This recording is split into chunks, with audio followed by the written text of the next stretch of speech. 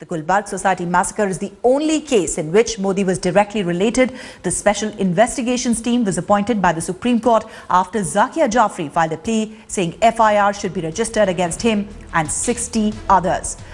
Remember, Zakia Jafri had accused the SIT of ignoring crucial evidence that was submitted by IPS officers RB Srikumar, Sanjeev Bhatt and Rahul Sharma during the course of the investigation.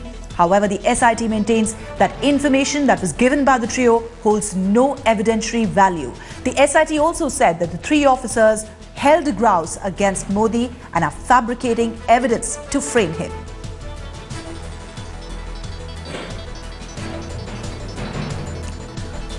My colleague Devesh Nair is joining us from outside the Metropolitan Court in Ahmedabad, from where this verdict is expected shortly. Devesh, it's not a judgment where we're going to have a guilty or an innocent verdict, but nevertheless very, very significant ruling day today for Narendra Modi, who has prime ministerial ambitions and is in fact BJP's prime ministerial candidate.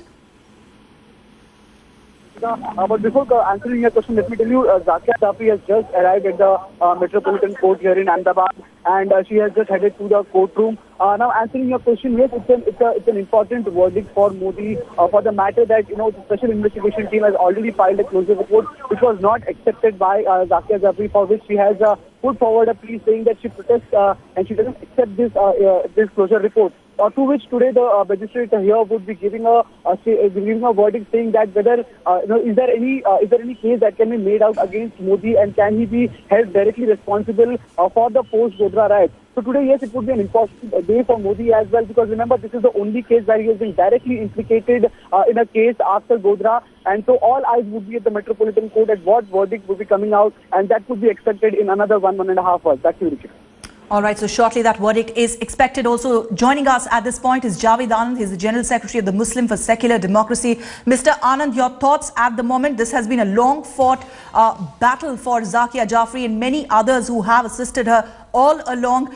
Today, of course, the ruling that is expected from the Metropolitan Court on whether Mr. Modi, a case is made out against Mr. Narendra Modi in connection with Gulbarg Society massacre case. Yeah, first of all, allow me to clarify the fact that the protest petition of Zakia Jafri, as also her original complaint of 2006, is not based only on the depositions or the statements given by RB Srikumar, Rahul Sharma and Sanjeev Bhatt, as you said, but a huge chunk of the argument is based on official records, police control room records, other government records, other evidence collected by SIT, the evidence before Nanavati Commission, etc. So the main burden of the argument of Zakia Jafri and her accusation is that the records in themselves are damning. If I may remind you, the preliminary report that SIT had submitted to the Supreme Court in 2010, the Supreme Court had observed that your findings do not match your conclusions, because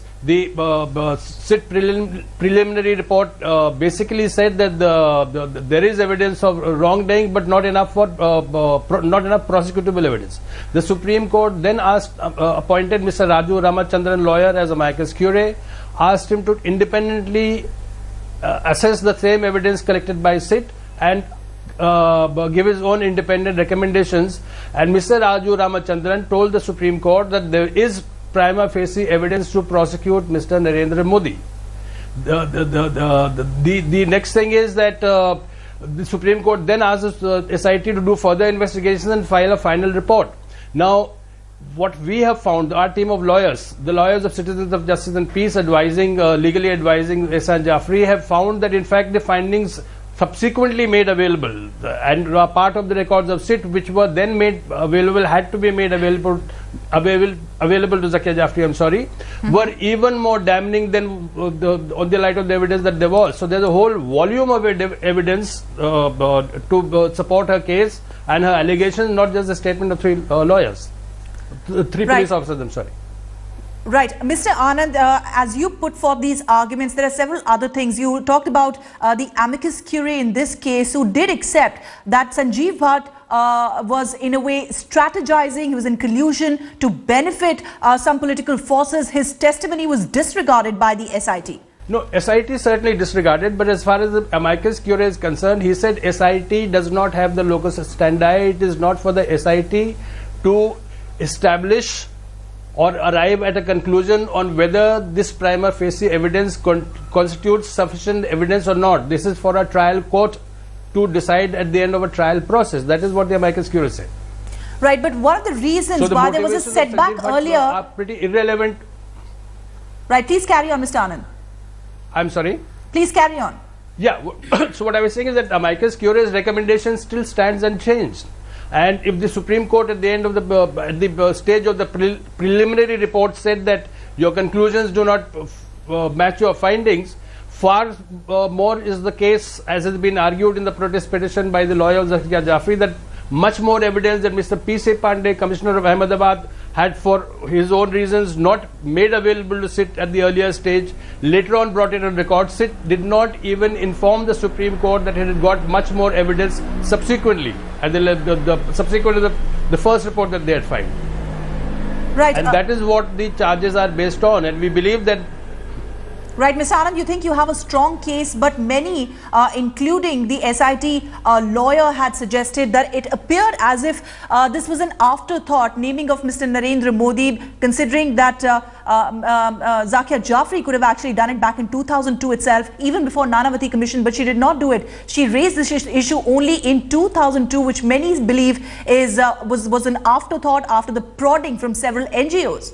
Well, prodding is one way of putting it, and some people are entitled to think that way, but the main point is that you have to have some evidence before you make an allegation. I mean, there was a lot of talk in 2002 itself, whether in the media or outside, people who visited there, activists, victims, survivors, all making the same kind of this thing, but to make a case before for a FIR to be filed or to go to the Supreme Court or the other courts if the case was not heard and case was not responded to by the police, you needed substantial evidence. In 2006 is the first time when Mrs. Zakia Jafri found that evidence in the depositions before the Nanavati Commission.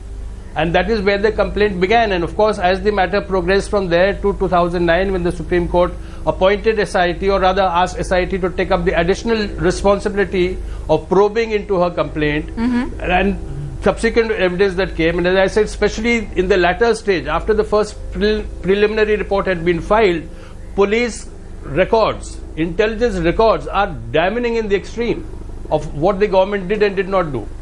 Well, the SIT also had accepted that the proof, some of the evidence was destroyed in this period of 8 years, which is why they could not find prosecutable evidence to name Mr. Narendra Modi in its charge sheet. Thank you very much, Mr. Anand, for joining us.